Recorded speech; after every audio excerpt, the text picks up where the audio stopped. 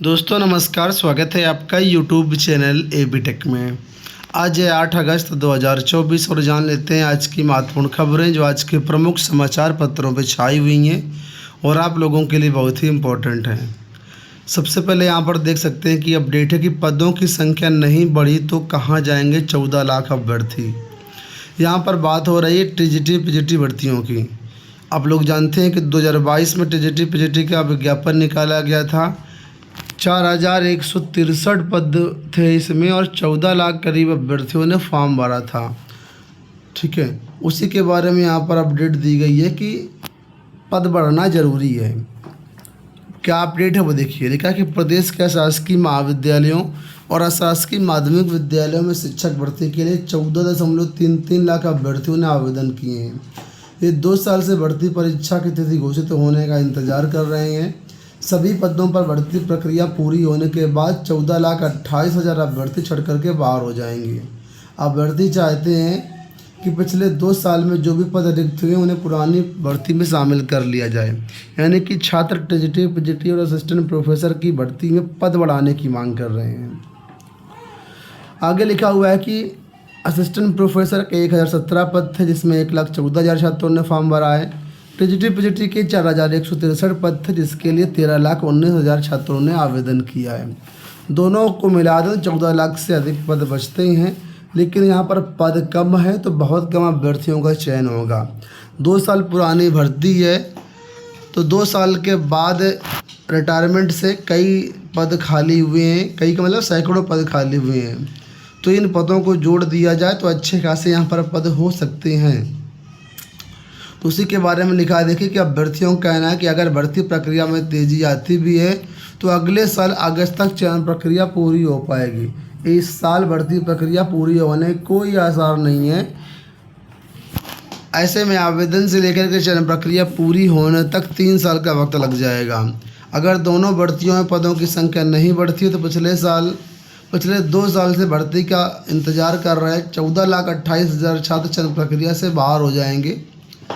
प्रतियोगी छात्र मोर्चा के अध्यक्ष विक्की खान का कहना है कि वर्षों से भर्ती का इंतजार कर रहे लाखों की संख्या में अभ्यर्थी भर्ती पूरी होने के बाद आखिर कहां जाएंगे।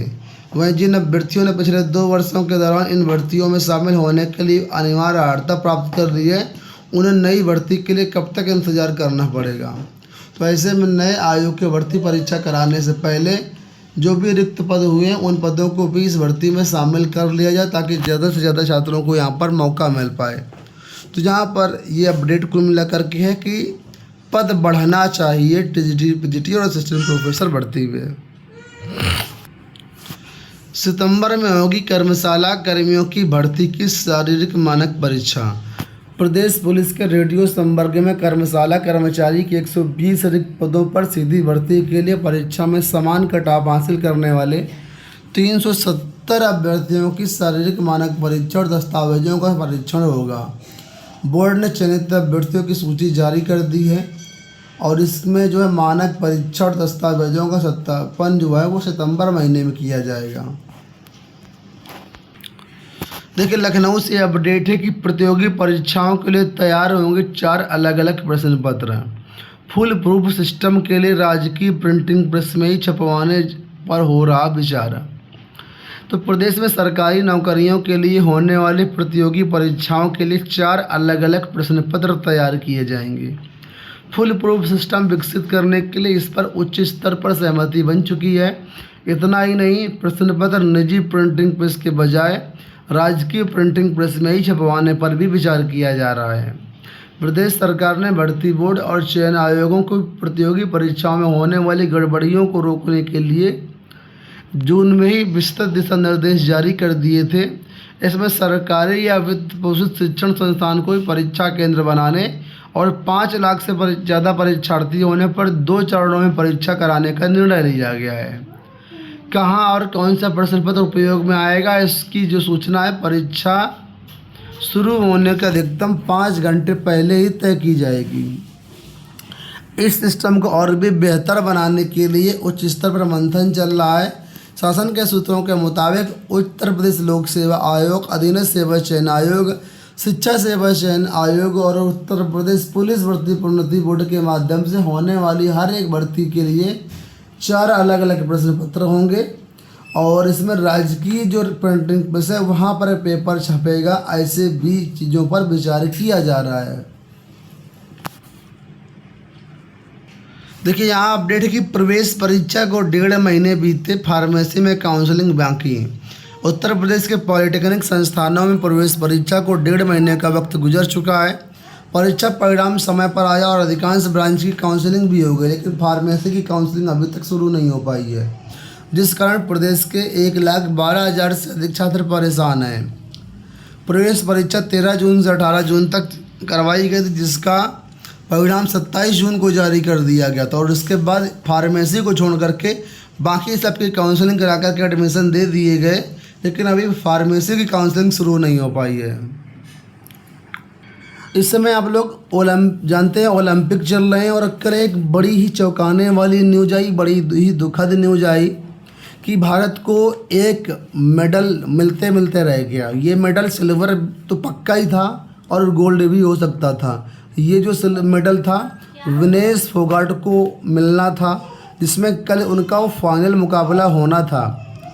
आपको बता दें इससे पहले उन्होंने वर्ल्ड की नंबर 1 पहलवान को हराया था और उनका कल फाइनल में मुकाबला होना था, लेकिन फाइनल मुकाबले के पहले वेट की प्रक्रिया होती है, वज़न होता है, तो इनका वज़न जो है लगभग 100 ग्राम ज़्यादा पाया गया, जिसके कारण ये कुल मिलाकर के पूरे ओलंपिक से अयोग्य करार दे दी गई और अयोग्य करार दे देने की वजह से कोई भी मेडल भी नहीं मिला, साथ में ओलंपिक से भी बाहर हो गई। तो मात्र 100 ग्राम वजन की वजह से इतना बड़ा झटका इनको लगा और इसके साथ ही पूरे देश को झटका लगा है और इसके साथ ही भारत को एक मेडल जो मिलना था उसका भी सपना अधूरा रह गया। तो कुल मिलाकर के इस पे प्रधानमंत्री मोदी ने और सभी मतलब जो ओलंपिक संघ के ओलंपिक से जुड़े हुए यहाँ पर वरिष्ठ अधिकारी हैं, पदाधिकारी हैं, नेता हैं, उन्होंने सब ने जो है इसके बारे में अपना ट्वीट किया है। इसमें पीएम मोदी का कहना है कि विनेश आप चैम्पियनों में चैम्पियन हो, आप देश का गौरव हो। काश मैं शब्दों में बता पाता कि इस समय कितना मायूस हूँ, लेकिन मुझे पता है कि आप फिर वापसी करोगी। चुनौतियों का सामना करना आपके स्वभाव में है। वहीं पर देखिए राहुल गांधी ने कहा है कि विश्व विजेता पहलवानों को हरा फाइनल में पहुंची भारत की शान विनेश फोगाट को तकनीकी आधार पर अयोग्य घोषित किया गया जाना दुर्भाग्यपूर्ण है। उम्मीद है कि भारतीय ओलंपिक संघ इस निर्णय को चैलेंज कर देश की बेटी को न्याय दिलाएगा। तो कुल मिलाकर के यहाँ पर ये कल इतना घटनाक्रम हुआ, लेकिन भारतीय ओलंपिक संघ ने इस पर अपील की है और इस अपील पर आज निर्णय आने की संभावना है। देखिए यहाँ लिखा हुआ है कि विनेश की अपील पर फैसला आज। तो अब देखते हैं क्या होता है। फिलहाल जो नियम है उस नियम के अनुसार इनको अयोग्य करार दिया गया है, लेकिन अब आज जो है फैसला आना है। बिहार में देखिए भर्तियों को लेकर के अपडेट है। आप लोग जानते होंगे 40,247 प्रधान अध्यापकों की भर्ती आई थी, तो उसमें यहाँ पर क्लियर किया गया कि 50% आरक्षण के आधार पर ही प्रधानाध्यापकों की नियुक्ति होगी। शिक्षा विभाग की ओर से सभी जिलों को निर्देश जारी किया गया कि जो ये भर्ती होगी उसमें 50% आरक्षण कानून लागू किया जाएगा। इससे पहले आपको बता दें बिहार में जो है वो लगभग 75% कानून लागू किया गया था, जिसको सुप्रीम कोर्ट ने, हाई कोर्ट ने जो है एक तरीके से इलीगल करार दिया है। तो फिलहाल अब ये भर्ती जो है 50% आरक्षण के आधार पर ही आगे बढ़ेगी। टैक्स से जुड़ी हुई यहाँ पर अपडेट है कि नई आयकर प्रणाली में अब ज़्यादा राशि बचेगी, इंडेक्सेशन भी बहाल। तो वित्त मंत्री निर्मला सीतारमण ने कहा कि नई कर प्रणाली में आयकर में अब लोगों के ज़्यादा पैसे बचेंगे। सरकार ने बजट के जरिए मध्यम वर्ग को राहत दी है। साथ ही अब 23 जुलाई 2023 से पहले खरीदी गई अचल संपत्ति को बेचने पर संपत्ति मालिक को LTCG कर में इंडेक्सेशन का भी फायदा मिलेगा। संपत्ति मालिक पहले की तरह इंडेक्सेशन के साथ 20% LTCG कर या बिना इंडेक्सेशन के साथ 12.5% कर चुनने का विकल्प चुन सकेंगे।